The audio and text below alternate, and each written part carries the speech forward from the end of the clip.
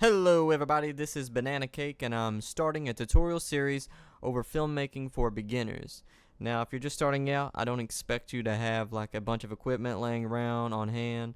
I'm going to be using as less resources as possible. A lot of the stuff I use is free, and I'm just going to try to help you guys get your film ideas on the screen. First thing we're going to need is our applications or our software that we're going to be using throughout this tutorial series. First thing we need is a script writer for our screenplay.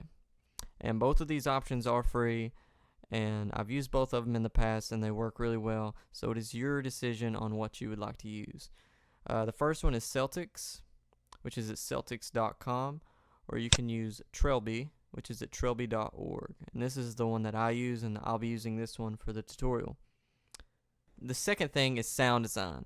And you might be working on a scary scene where you got this audio clip of children laughing, and you want to echo it or lower the pitch of it to make it more demonic, and everybody's crying their eyes out because they think it's so scary. Everybody's throwing their popcorn in the floor, trying to hide their face with a bowl. You can download this at audacityteam.org, and it is also free to download. The third thing is lighting, and lighting is extremely important in filmmaking. It is optional in this tutorial series because I don't expect you to just have some lights laying around, but when you get the chance, definitely invest in some lights because you will see a difference in your videos. The two I'm going to talk about are fluorescent lights and halogen lights. I use fluorescent just because they're a lot cooler and you don't get hot and sweaty and everybody thinks you smell bad and stuff like that. Halogens kind of do get hot and they do put off more light, but I'd rather just go with fluorescent. That's me. There are tutorials over what lights to choose. Fluorescent lights do great for me just because I film in small areas and they're cheaper. It keeps money in my wallet so I can go out and eat a nice McDonald's meal. Fourth thing is cameras, and if you're like me, you can spend 10 hours just looking at review after review trying to figure out what camera is going to be best for you. From my experience, the camera that I use now is a Canon T3i DSLR camera. It's a pretty high quality camera.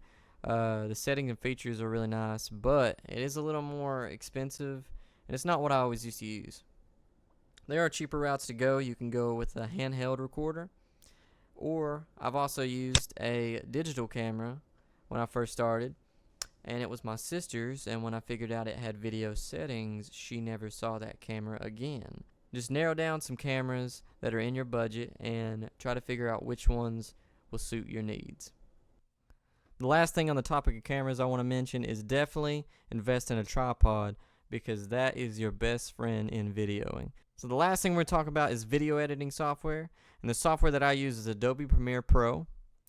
It is not a free program, but if you're looking for a free program to edit videos, I used to use Wax, a video editor, and it seemed to work pretty good. It's been a while since I've used it, but all video editing software pretty much does the same thing minus a few features, but it all cuts and puts things together. So if you're looking for a free software, just get Wax, and you should still be able to follow along with the project. So that's going to be the end of this video, and if you want to follow along with this tutorial project, just make sure you subscribe and keep track, because I will be posting these tutorials pretty shortly. And if you guys have any questions on anything I talk about, just comment and I'll be happy to get back with you. Hope to see you in the next video.